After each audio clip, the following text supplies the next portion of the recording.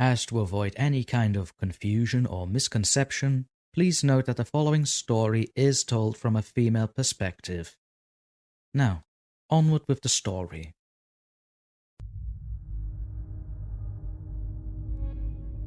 There is a tree down west where nobody should go. Nobody should go because that is where people grow.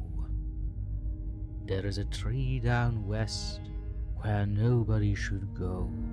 Nobody should go if they fear below.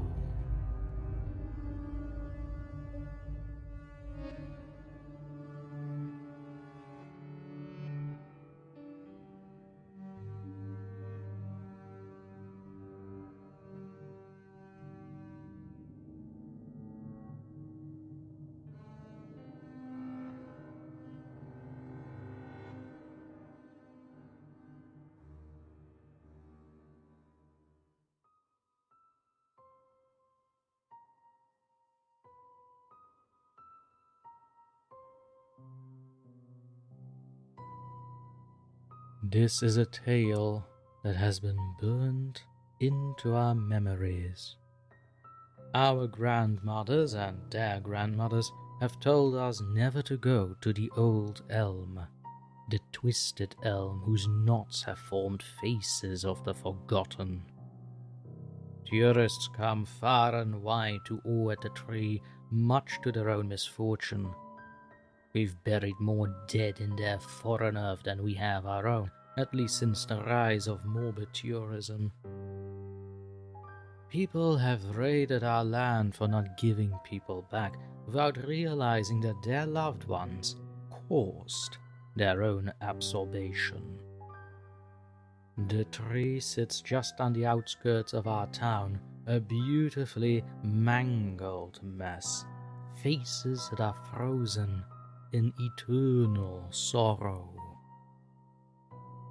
The land is beautiful, rolling hills and gorgeous sunsets, the type that resemble the cheeks of estranged lovers finally able to hold hands with one another. Idiots come here, desperate to see it, a tree that shows the screams of the deceased. Wood morphed to forge the wails of those who die from its curse. Every year, at least 20 idiots ridicule it in front of its roots, not realizing the depth of its story. Its right to be here more than we mere mortals.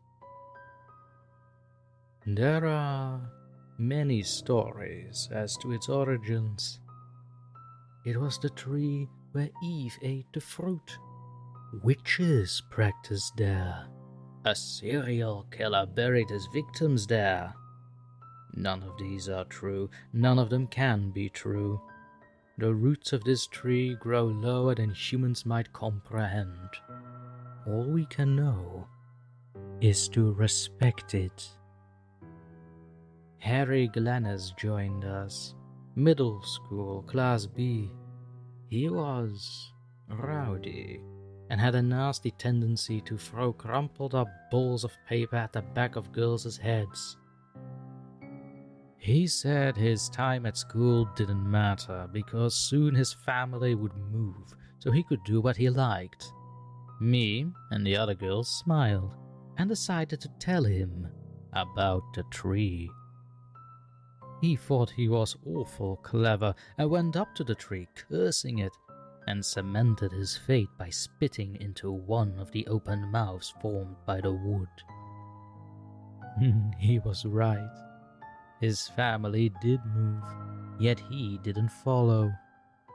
Soon, a face just like Harry's was etched into the wood of the elm, and a new power was observed by all of us in Class B. I'd grown to be a nobody in school, which proved to be in my best interest. Petty dramas between prepubescent women is not fun, but not boring. Even if you have been saved by being voted by the group as least popular, You have no idea when you'll be next. The constant threat of being put before the tree, making anyone who had the slightest inkling that they'd be voted next would become the sweetest you'd ever known them. Sweeter than sap. It was fun from an outsider's perspective, seeing girls switch day by day, boys cowering in front of their girlfriends for stepping out of line. They all feared the tree, after what had happened to Harry Glennis. Yet, by high school, people had forgotten about the tree. The elm that held faces was only visited by tourists who inevitably vanished. People who didn't know, who disrespected the tree, of course. Some people prayed to the tree for good results. Futile, really. It's not some magical wish-giving genie. Once exams were done for seniors, a few faces formed. Boys and girls who'd grown drunk on whatever they could find in their parents' closet were, instead, growing in the branches and roots, screams etched forever in the tree. I felt sorry for them, to be honest.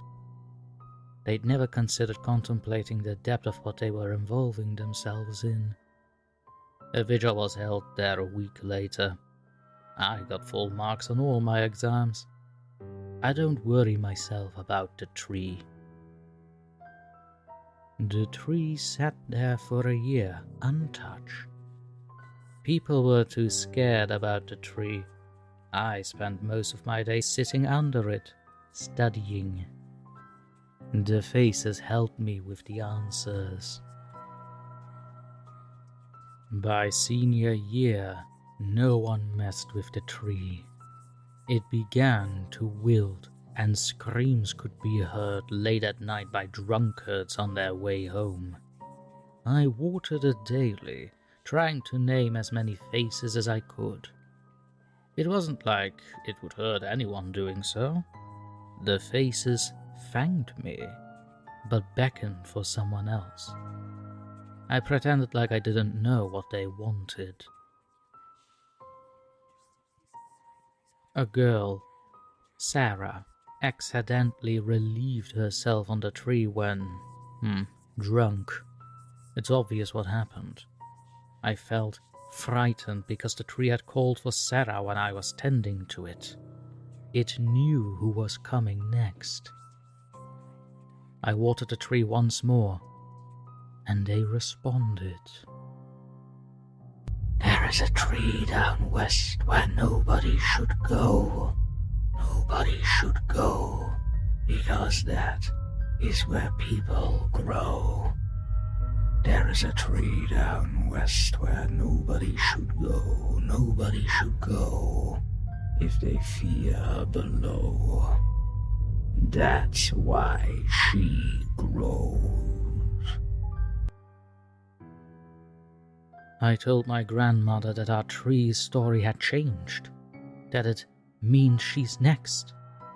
My grandmother took my hand and smiled. I made the elm take those who ridicule our culture, our craft. Those souls will be released and should do nothing but penetrate the earth with more trees that will breathe new life into the ground as opposed to their wretched and useless breath. My grandmother and my maternal bloodline have created the tree. The souls entrapped there were never cursed to hell. The story lures in those who want to ridicule culture and those who wish to sell their friends as souls. However, the land we live in is rich and full of life and death. Stories mowed down by corporations and tourism, we do not take those who are good despite how they act. We simply rebirth the earth, mother with those who have taken so mercilessly. The faces are thankful for it. They tell me from the grass beneath my feet.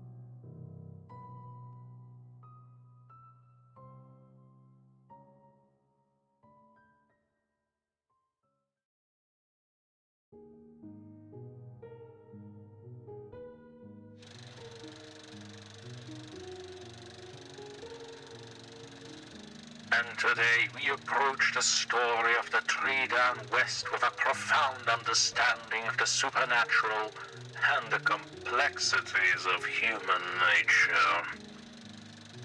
The twisted elm, adorned with faces of the forgotten and screams of the cursed, would resonate with my knowledge of the occult and the hidden forces that shape this world.